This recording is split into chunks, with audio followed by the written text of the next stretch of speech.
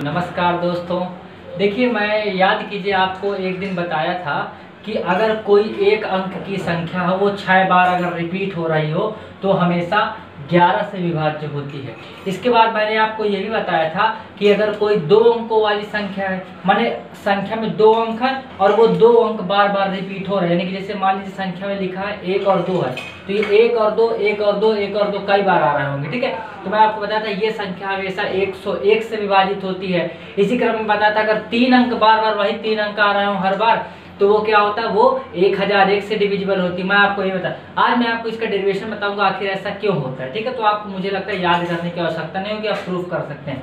तो देखिए दोस्त, लिखा है यदि एक अंक की कोई भी संख्या रिपीट हो रही हो 6 बार, है ना, 6 बार रिपीट हो रही हो तो वह हमेशा 11 से विभाजित होती है। क्यों, चलिए देखते हैं। मान लीजिए 6 अंकों की कोई भी संख्या है, ठीक है, तो क्या होगा, मान लीजिए 1 2 3 4 5, ये ए कोई संख्या है, इसको आप ऐसे समझ सकते हैं जैसे मान लीजिए 2 2 2 2 2 2 6 बार आया हो, है ना, ये या 1 से लेकर के 9 तक कोई भी संख्या यहाँ अंक हो सकता है। ठीक, चलिए समझते हैं आखिर क्यों।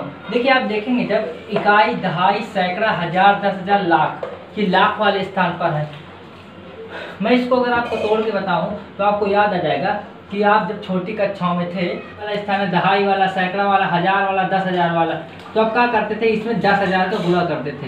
यानी कि या फिर सिंपली अगर मैं बताऊं आपको तो आप ये किया करते थे, इस अंक के बाद जितने भी अंक आए होंगे 1 2 3 4 5 तो जीरो लगा देते थे, याद कीजिए। इसके बाद 4 जीरो, इसके बाद 3 जीरो, इसके बाद 2 जीरो, इसके बाद 1 भी जीरो नहीं, आपको याद होगा।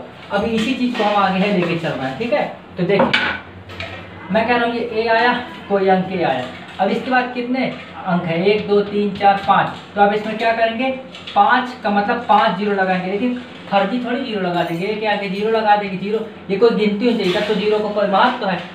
यानी कि एक्चुअली में ये होता है कि अगर जब 2 के आगे आप जीरो लगा रहे होते हैं ये, तो मतलब आपने 2 में 100 का गुणा है कर दिया है, तब वो कैलकुलेट होकर 200 है आ जाया करता है। ठीक है ना, यानी कि जब कोई अंक होता है तो जीरो लगा सकते हैं, लेकिन जब अचर संख्या होगी तो कहाँ उसमें जीरो लगा देंगे, तो उसमें तो एक ही लगाना होगा, यानी कि 1 लाख। अब इसको देखिए आप, इकाई, दहाई, सैकड़ा, हजार, 10,000, लाख, समझ आया ना भाई। तो ये लाख यानी कि 1 लाख में स्थान पर है, तो इसमें 1 लाख का गुणा करूंगा मैं, इकाई, दहाई, सैकड़ा, हजार, 10,000, सॉरी, इकाई, दहाई, सैकड़ा, हजार, 10,000, लाख, ये 1 लाख का मैंने गुणा किया। इसी क्रम में अगर आगे बढ़ूं तो 3 2 5, इसमें 4 जीरो होंगे, इसमें 3 जीरो, इसमें 2 जीरो, इसमें 1 जीरो, इसमें 1 भी जीरो नहीं। आप इस बात को समझ पा रहे होंगे। अब क्या करना है, आप देखेंगे सब में ए तो आया है, तो ए में बाहर ले लिए, कॉमन बोलते हैं इसको। अब हम जब कॉमन ले लिए तो यहाँ पे दोस्त क्या बचा, 1 लाख, यहाँ पे 10,000, यहाँ पे 1,000, यहाँ पे 100, यहाँ पे 10 और यहाँ पे ए ही बस था तो ये बचा। जब आप इसको जोड़ेंगे तो आपका ये कुछ आएगा, इकाई, दहाई, सैकड़ा, हजार, 10,000, लाख, 1,11,111।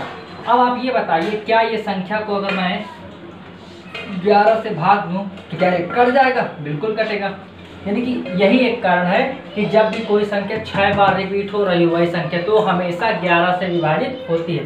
आप देख रहे होंगे इसमें 11 11 11 आ रहा है, ठीक है ना, आप इस बात को समझ पाए। ठीक, चल हाँ दोस्तों, तो देखिए इसके बाद मैंने आपको बताया था यदि 2 अंकों की कोई संख्या रिपीट हो रही हो तो वह 101 से विभाजित होती है। चलिए समझते हैं। जैसे मान लीजिए ए बी, कोई एक अंक ए है और कोई एक अंक बी है, ये बार बार रिपीट हो रहा है।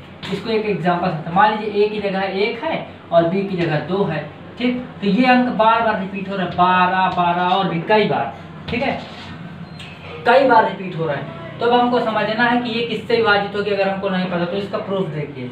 देखिए दोस्त, ए लिखे गुणे, मैं कहा था ना ए के बाद जितने भी अंक हो 1 2 3, तो आपको पता है 3 किसमें होते हैं, जीरो, एक आगे लगाने तो 1,000, यानी कि आप एक में ए में 1,000 का गुणा करेंगे, प्लस बी, बी के बाद कितने जीरो हैं, 2 जीरो, 2 जीरो किसमें होते हैं, 100 में। ठीक है, नहीं भी आता अगर आपको तो जीरो लगा के एक आगे देख ले करिए, 100, ठीक है। और ए जो है इसके बाद कितने जीरो हैं, 1, यानी कि 10, प्लस बी गुणे, क्या बी के बाद 1 भी है, नहीं, तो जीरो नहीं लगाएंगे, 1 तो लगा सकते हैं ये, या नहीं भी लिखिए उसको चल जाएगा। अब आप क्या करिए, ए वाला पद और कहीं ए वाला दिख रहा है अगर आप तो इसको जोड़ लीजिए। देखिए आप ए ये है, ये इसमें क्या है 1,000 है और इसमें क्या है दोस्त 10 है, 1,000 प्लस 10 जोड़ प्लस बी वाले आप जोड़ लीजिए। आप ये बी दोनों में कॉमन है और ये यहाँ पे क्या बचा 100 प्लस यहाँ पे क्या बचा 1। समझ में आई बात आपको?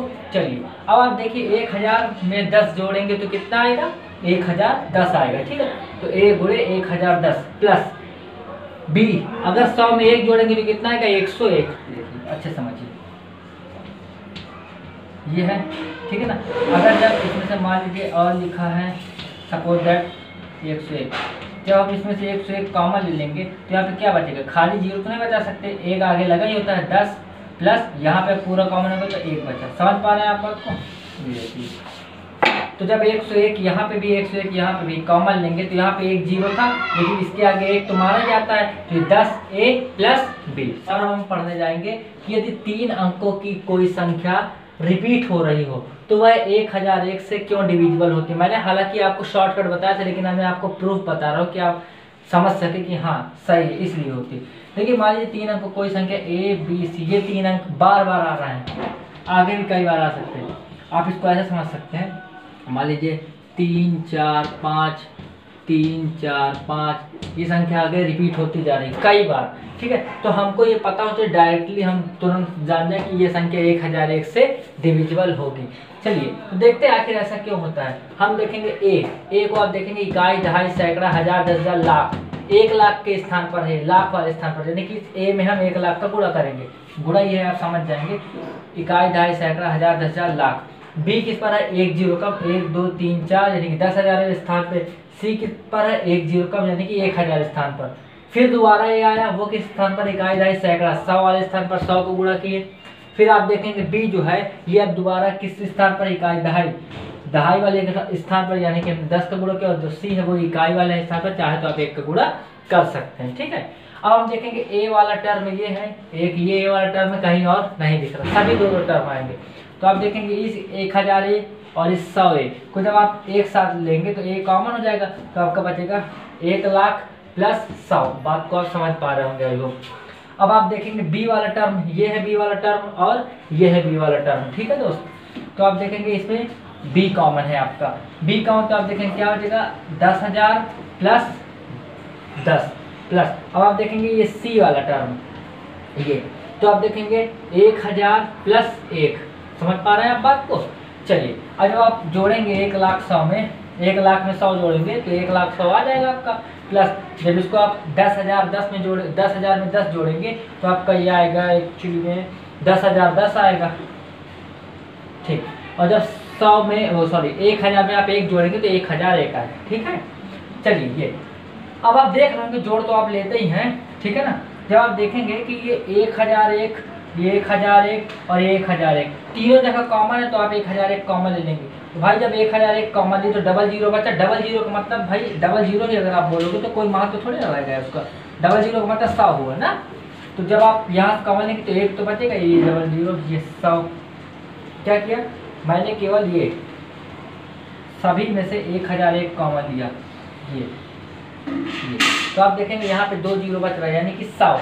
ठीक है, 100A प्लस यहाँ पे मैंने 1001 कॉमन लिए तो यहाँ पे क्या बचा B और 0 यानी कि 10A 10B। और जब इसमें से कॉमन लिए तो यहाँ पे एक ही बस बचेगा, ये 1 C। ठीक है, अब आप देख रहे होंगे कि ये जो आपका 1001 है, ये क्या मैं बोला था कि यदि 3 अंकों की संख्या तो हमेशा 1001 से डिविजिबल होगी। जब आप इसमें डिविजिबल का मतलब जब आप 1001 से भाग देंगे तो ये कंप्लीटली कट जाएगी। अब ये ना बोलिए कि ये शेष बच गई, ये शेष नहीं बच के इतना भागफल आया है। यानी कि अगर आपको कल को मैं कह दूं कि 3 में अगर आप क्या बोलते हैं 27 का भाग दीजिए तो 3 9 27।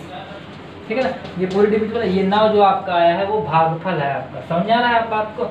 अब इसी तरह आप 4 अंकों की भी कोई रिपीट हो रही हो, 5 अंक की हो, तो आप इसी प्रकार से कर सकते हैं। ठीक है, चलिए तो फिर हम लोग नेक्स्ट वीडियो में मिलते हैं ये किसी बहुत अच्छे टॉपिक। मैं अब आपको रिमाइंडर थ्योरम पढ़ाना चाहता हूँ। देखिए रिमाइंडर थ्योरम में हम क्या पढ़ने जाएंगे, जैसे कल को आपको अगर एक संख्या दे दी कि 2 की पावर 63, ठीक है, तो बटे में आपसे पूछेगा बताइए अगर आप इसको 64 से भाग दे रहे हैं तो बताइए आप शेष फल क्या आएगा, शेष पूछेगा। 2 की पावर 63 तो आप सॉल्व भी नहीं कर सकते। चलिए ये तो एक टाइप का होगा। अगले टाइप का अगर जब घात हो जाएगी इसके ऊपर फिर से घात चढ़ जाए, फिर आप किसी संख्या से मान लीजिए आपको 10 से भाग दिला दिया, ये तो बहुत धाकड़ टाइप के सवाल बनेंगे इसमें। ठीक है, तो हम नेक्स्ट वीडियो में यही रिमाइंडर थ्योरम से स्टार्ट करें। तब तक के लिए टेक केयर, बाय।